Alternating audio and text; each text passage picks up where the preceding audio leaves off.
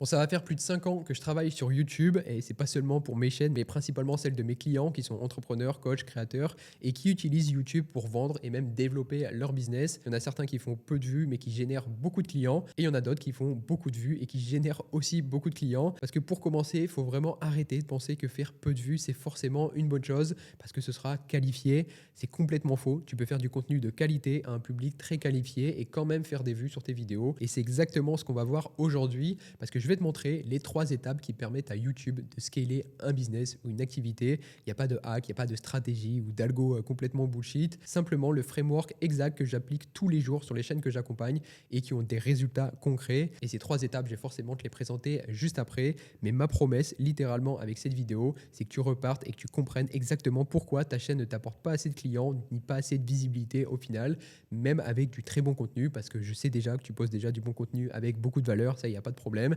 Mais on va débloquer tout ça ensemble dans cette vidéo. Donc déjà, ce que tu dois comprendre, c'est que YouTube, c'est absolument pas un jeu d'algorithme, c'est un jeu de psychologie et de décision humaine. Et la première décision, finalement, elle est très simple. Si ton audience ne clique pas, elle ne regarde pas. Et si tu veux utiliser YouTube pour développer un business, tu dois penser système. C'est Charlie Morgan qui en parle régulièrement et c'est ce qui fait que sa chaîne fonctionne aussi bien et lui ramène même autant de visibilité, autant de clients tous les jours. Il va vraiment percevoir YouTube non pas comme un média alimenté, mais littéralement comme un système avec des inputs, des process, des outputs et du feedback. Mais si on voit ça avec un peu plus de recul, YouTube, je dirais même que c'est un très long funnel et comme dans n'importe quel funnel, il y a un premier levier qui va conditionner tout le reste et ce premier levier, c'est la première impression. C'est littéralement le point d'entrée et le premier point de contact, on va dire, de ce système. Avant que quelqu'un regarde ton contenu, avant qu'il juge ta valeur, avant qu'il décide si tu es crédible ou non, il va prendre une décision, celle de te faire confiance et cliquer sur ta vidéo ou alors de continuer à scroller et cliquer sur une autre vidéo. Et là où tu peux vraiment te planter quand je parle de première impression, c'est que c'est pas juste faire une belle miniature ou un titre un peu accrocheur. Ça commence bien avant ça et ça commence au niveau de l'idéation. Et ce que tu dois conscientiser, c'est que ton sujet de vidéo, c'est différent de ton idée de vidéo.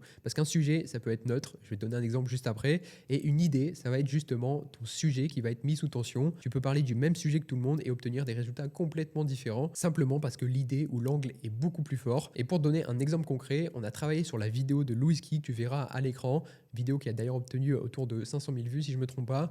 Et pourtant, quand on a travaillé cette première impression et qu'on est parti de son sujet de vidéo, il n'y avait rien de nouveau. Ça parlait de motivation, de discipline, de mindset. Il y a des centaines de vidéos qui existaient déjà là-dessus. Mais ce qui a tout changé, c'est l'angle qui a été pris. Donc, dans sa vidéo, Louis a vraiment apporté un côté scientifique et psychologique autour de la motivation.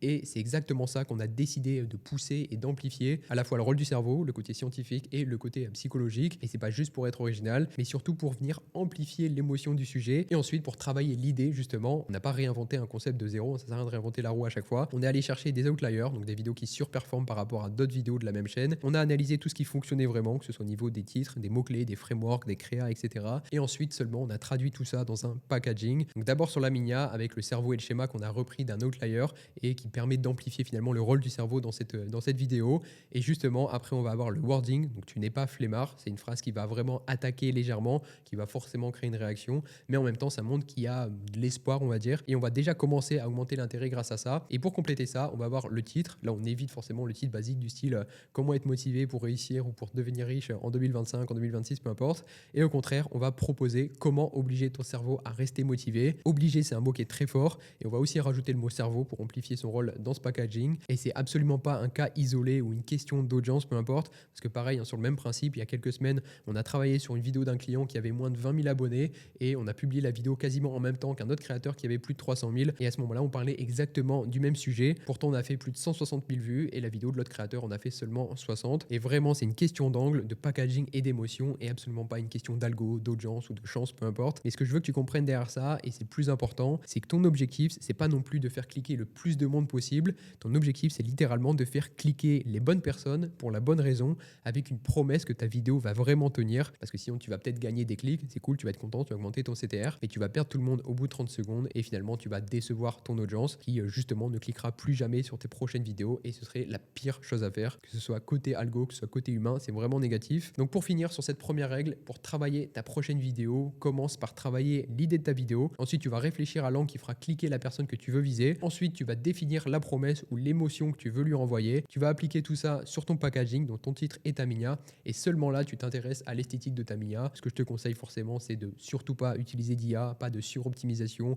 pour rien avec des retouches trop lisses ou qui partent dans tous les sens. Focus d'abord sur la psychologie, l'authenticité et surtout trouve-toi une DA qui va mettre en avant ton expertise pour que tes spectateurs, tes futurs prospects finalement te sentent vraiment crédible avant même de cliquer. Parce que vraiment, j'insiste, mais ta média, c'est absolument pas pour faire cliquer, c'est juste un amplificateur et c'est surtout le premier levier le plus important pour ton système. Donc maintenant que tu as réussi à faire cliquer les bonnes personnes, ton objectif va complètement changer. Ton job, c'est plus d'attirer, mais de les retenir. Et surtout, la règle la plus importante, c'est de respecter leur temps. Et ce sera l'objet de cette deuxième règle de cette vidéo. Parce que même si YouTube, c'est gratuit et que tu vas offrir de la valeur gratuitement, bah, celui qui va regarder ta vidéo, donc ton spectateur, il va te payer avec son attention et le temps qu'il va t'offrir. Et je t'assure qu'aujourd'hui, l'attention, ça vaut encore plus que l'argent. Et l'erreur que tu dois vraiment éviter, je t'en ai parlé très rapidement avant, mais si tu as un bon packaging qui donne confiance et qui promet quelque chose de très fort, mais une fois qu'on va cliquer sur ta vidéo, si je sais pas, tu tournes autour du pot, ça prend 2 minutes pour dire un truc simple, ou si ton message n'est pas vraiment clair,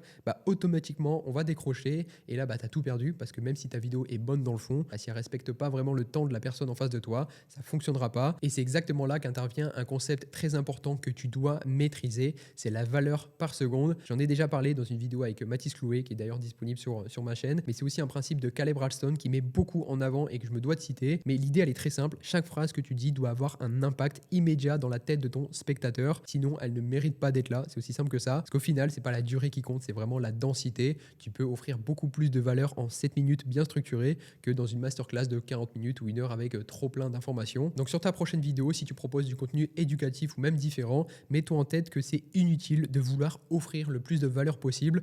Au contraire, tu dois juste offrir la valeur la plus actionnable dans le minimum de temps nécessaire. Et pour ça, tu dois forcément structurer des vidéos autour d'un principe, encore une fois, très simple, en prenant conscience que chaque minute doit justifier la suivante. Et pour t'aider, il y a un framework que j'utilise beaucoup avec tous mes clients que j'accompagne, enfin pas tout le monde, mais quand il y a de la pertinence forcément, c'est celui des 3 P d'Alex Hormozy. Donc le premier P pour proof, donc pourquoi je dois t'écouter. Le deuxième P, c'est pour la promesse, ce que je vais obtenir. Et le troisième P, c'est pour plan, donc comment tu vas m'y amener. Donc ça, évidemment, c'est uniquement pour ton hook, donc les premières secondes de ta vidéo, parce que pour avoir travaillé avec des centaines et des centaines de vidéos et de créateurs, je peux t'assurer que ce qui fait vraiment le succès d'une bonne vidéo, c'est ton accroche et ton hook, parce que même si derrière t'offres la meilleure vidéo possible, peu importe ton montage, le contenu que tu vas faire, même si c'est le meilleur littéralement, si ton hook est mauvais et que tout le monde décroche, ta vidéo restera invisible. Et d'un autre côté, même avec une vidéo très moyenne et un hook très puissant, bah là tu peux quand même avoir des chances de performer. Donc c'est très important de conscientiser ça et de le mettre en application. Et derrière pour ta vidéo, évidemment, tu n'as pas besoin d'un script écrit mot à mot, d'un montage trop complexe.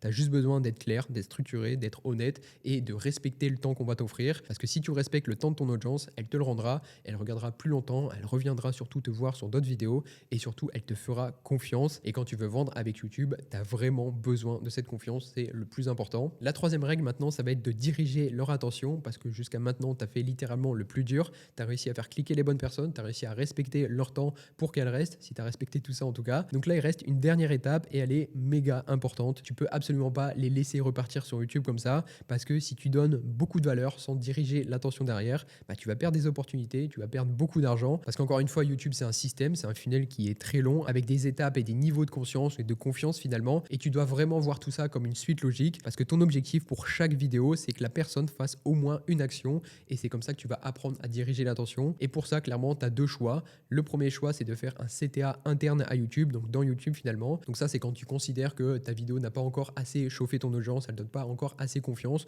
ou même que le niveau de conscience que tu as récupéré n'est pas assez bon pour les faire entrer en appel avec toi ou dans ton funnel. Ça peut surtout être le cas sur des vidéos un peu plus larges, broad ou tofu finalement dans ton funnel.